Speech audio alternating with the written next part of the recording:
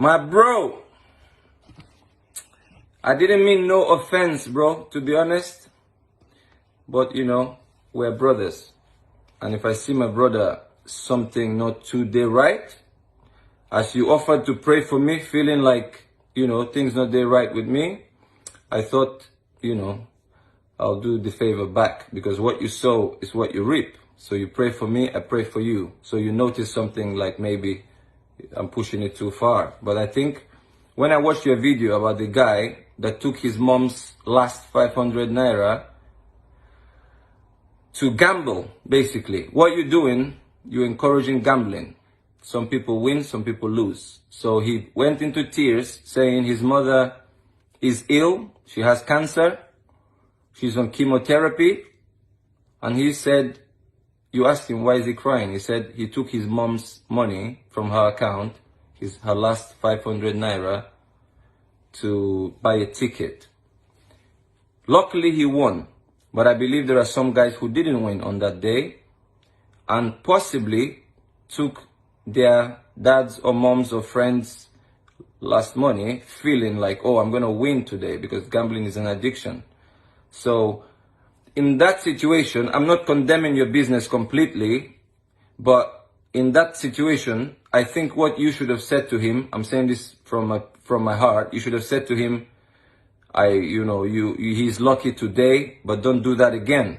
Because if he didn't win, that means they might not have a meal.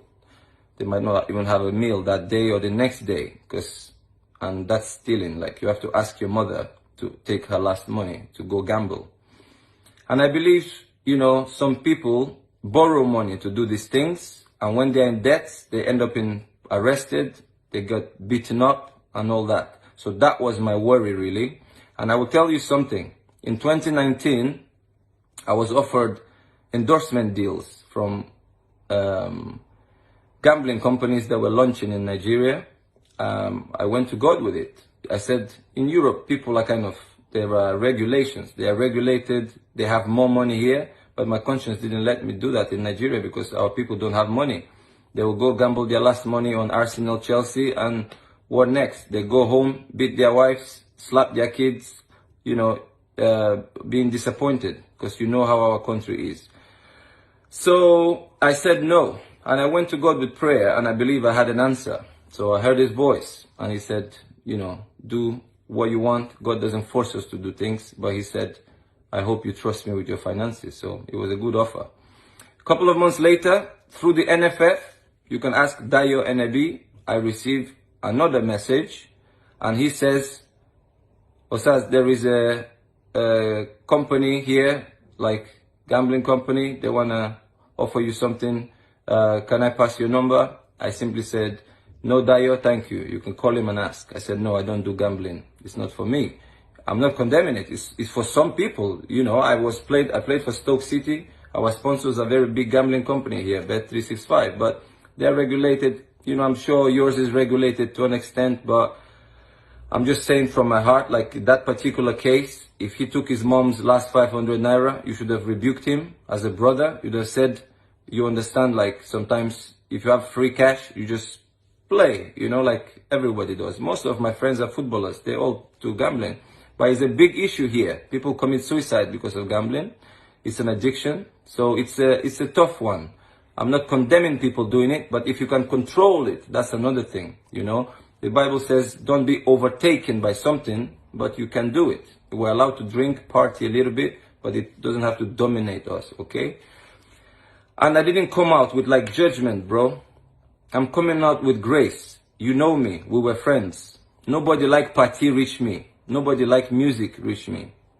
We all have our shortcomings. And I'm not coming. I'm actually coming for guys like you, guys like me, because we know, we be guy men, we like our enjoyments more.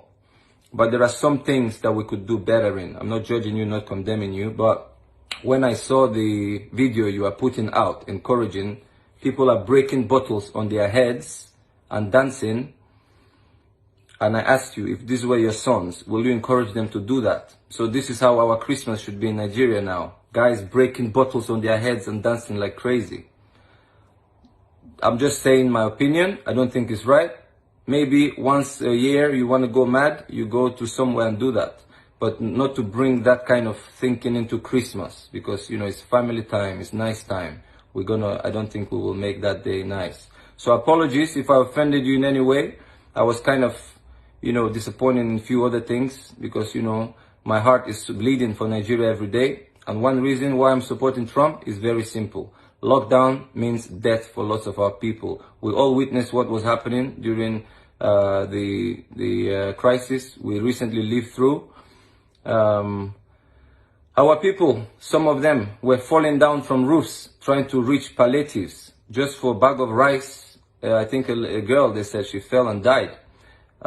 People grabbing goats and chickens and running away.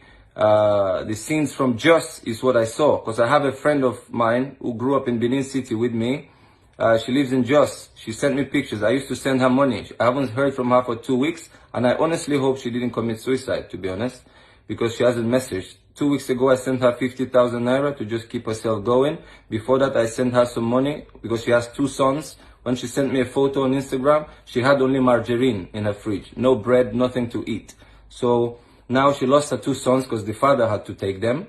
She's from Jos. The father had to take them because she can't look after 2 boys. And it's heartbreaking to see a mother go away from the kids. I believe you and your brother loved your mom a lot, and we have a soft spot for our moms. So what I'm saying is, he shouldn't have taken his mom's last 500 naira to go and gamble. But apologies if I offended you in any way. You know, good friend will always say the truth to someone. I appreciate your worry about me, that you feel something is not all right. But you know what I do all day? I pray for Nigeria, because our naira has gone down, and I don't see the budget for 2021 is not looking good. It's going to be a lot of troubles in Nigeria. I read articles, 2 million people displaced since the lockdowns. Hunger will be a problem, famine will be a problem. You see bandits all over the place, robbing, taking women away into the forest. I think, you know, people don't see this, but I read the articles. Somebody from Abuja sends me articles from Nigeria, and every day it's hurting to see that. You know, we can't export petrol as we used to, so our economy will really be hit. I'm sorry again. You remain my favorite singer of all time, both of you. I'm not saying this because I want to make up with you. You were my favorite. You will remain my favorite because you were just the best. And I liked the innocent songs that you guys used to sing, and your beats are the best in the world. And the lyrics you had, they kind of had meaning. They were relevant to our society. So let's not go too far and start Americanizing, because, you know, we keep our uniqueness, not to conform to anyone else. That's actually what I'm trying to say. So all I'm doing now is encouraging our people. I pray for our people every day, because I see harder and harder times coming, because our economy has taken a hit, and I don't see it rebounding in the near future. God bless you, bro. And you have a half Russian wife. Say hi to her. You are not a stranger to me, as you know yourself. I appreciate your prayer. Be blessed. And I'm sorry again if I offended you in any way. Bro, you be my guy, man.